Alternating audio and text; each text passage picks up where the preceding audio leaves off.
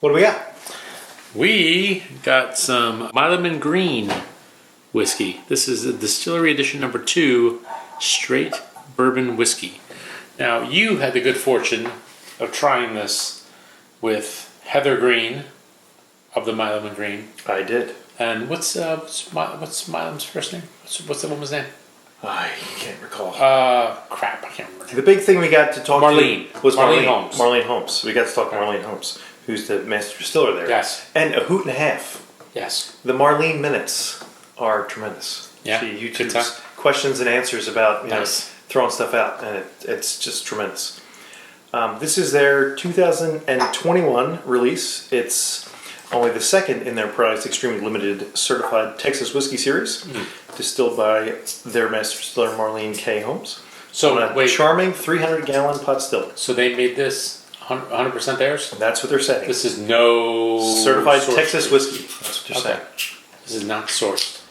The mash bill is 70% corn, 22% rye, and 8% malted barley, combined with barrel aging in the Texan terroir. Texan terroir, which Make means... this the most robust, spicy, and feisty spirit of the Milam Greene range of whiskeys. Texas terroir means it's hot as Hades? I don't know. Angry. Ages a little faster, probably. Yeah, Too. probably. Only 9 barrels are blended to create this stunner. Whiskey lovers will relish the incredible notes of caramel cherry and honey wrapped in a whisper of grain in the warmth of Texas. As with all our whiskeys, this bottle is non-chill filtered. For rich texture, it is hand bottled at barrel proof 57.5 ABV to showcase all the complexities that the distilling team meticulously cultivated along the whiskey making process. So this is 57.5? 57.5. So whiskey with a 5? Whiskey with a 5 Oh. and a 0.5, so really 2 5s. And it is was released in September for a suggested price of about $120. I wish I could do the laugh from my boy's favorite anime show. Because it's like, I can't do it. My voice doesn't go It'll hurt that you too much. Oh, it hurts. It hurts. Cheers. Sir, cheers. This is 57? 57.5. Really? Mm-hmm. Because it's not... Wait till you taste it. It's not singy. It's not singy at all. Wait till you taste it. Now, they made no bones about their prior whiskey being, some of it was sourced. Well, they weren't up and running. So right. So some MGP, Yep. something from a distillery in Kentucky. And something I think from Tennessee. Yeah. I think they were pulling stuff from a variety of But this is 100% Texas They're saying raised. this is certified Texas. Certified Texas? So I'm not exactly sure what that means, but... Certified like we're certified? Not certifiable. Oh, certified. That's different. Certified. I don't believe the whiskey needs an aid. Can we say bona fide? Bona fide. Bona fide. Bona fide. See, the second or third notes, I get a little more singe. Yeah, the vapors are starting to come get up. It's almost like it was like bottled up, and then we've unleashed it. We've unleashed the beast. You get a little bit of the fruit. Yeah, It smells very nice. I'm getting a lot of caramel. it's got that little bit of a little bit of a grainy note. So I don't know how old this is. How old is this? A couple years?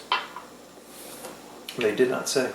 Did not say. Okay, but you get the brown sugar. You get all that good stuff. All the goodness. Vanilla.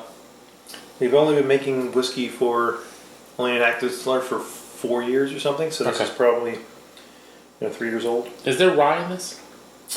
The mash bill is 70% corn, 22% malted rye, and 8% malted barley. Okay. So, yes, there is. It's heavy on the corn, so there's a little more sweetness. Yeah. But it still has a little bit of that rye kick to it. Did you taste it? I did. I tried it. Oh, okay. I don't waste a whole lot of time nosing like you. I'd rather get into it. Mix it up. We brotify. There is I'm like the Brody. an awful lot of hit for the heat in there. Ooh. 57.5 comes through. That is but that is a sipper. Oh, yeah. That is a sipper. Yeah, you got to sip it. That is Because that'll a hurt sipper. otherwise. No, that's a great sipping whiskey. That's nice.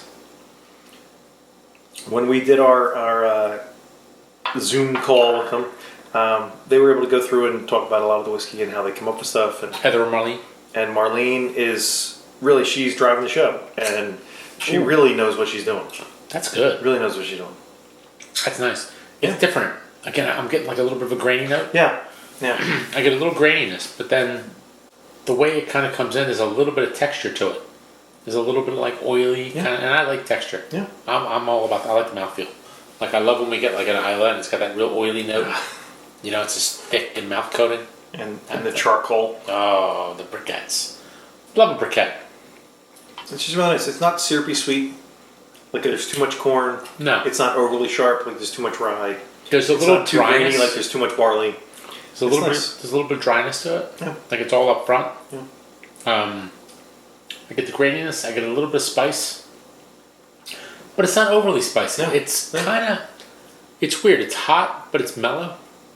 You know, like it's not like big and in your face. It's just a subtle sipper. It's not a 57.5 dare.